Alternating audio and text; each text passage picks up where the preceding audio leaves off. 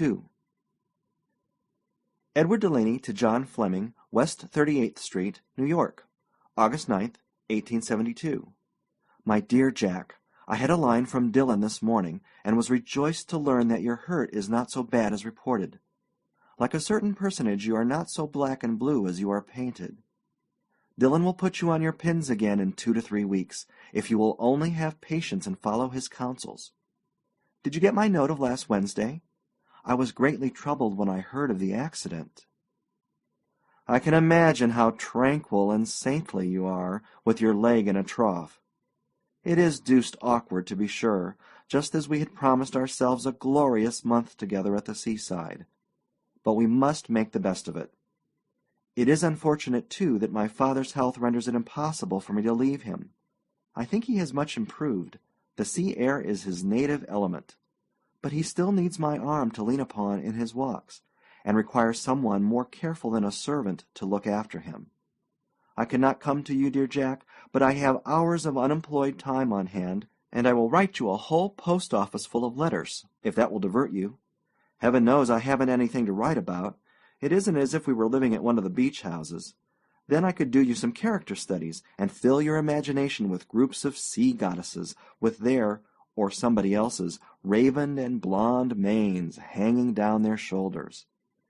You should have Aphrodite in morning wrapper, in evening costume, and in her prettiest bathing suit.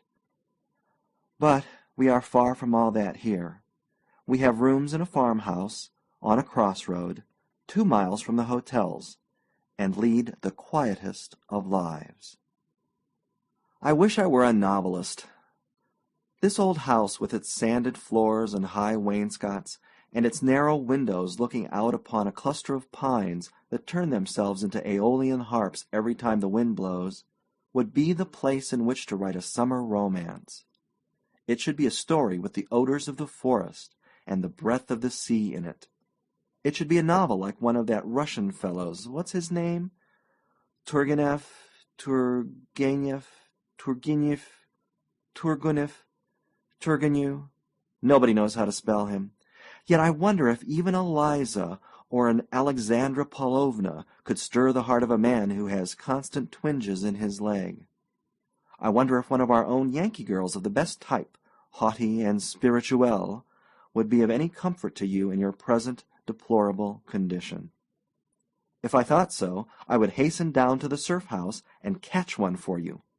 Or, better still, I would find you one over the way. Picture to yourself a large white house just across the road, nearly opposite our cottage.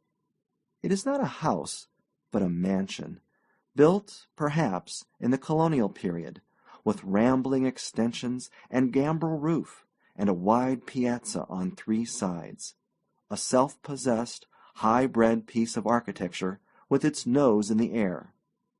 It stands back from the road, and has an obsequious retinue of fringed elms and oaks and weeping willows. Sometimes, in the morning, and oftener in the afternoon, when the sun has withdrawn from that part of the mansions, a young woman appears on the piazza with some mysterious Penelope web of embroidery in her hand, or a book. There is a hammock over there, of pineapple fiber it looks from here. A hammock is very becoming when one is 18, and has golden hair, and dark eyes, and an emerald-colored illusion dress looped up after the fashion of a Dresden china shepherdess, and is chaussée like a belle of the time of Louis XIV. All this splendor goes into that hammock, and sways there like a pond lily in the golden afternoon. The window of my bedroom looks down on that piazza, and so do I. But enough of the nonsense, which ill becomes a sedate young attorney taking his vacation with an invalid father. Drop me a line, dear Jack, and tell me how you really are. State your case. Write me a long, quiet letter.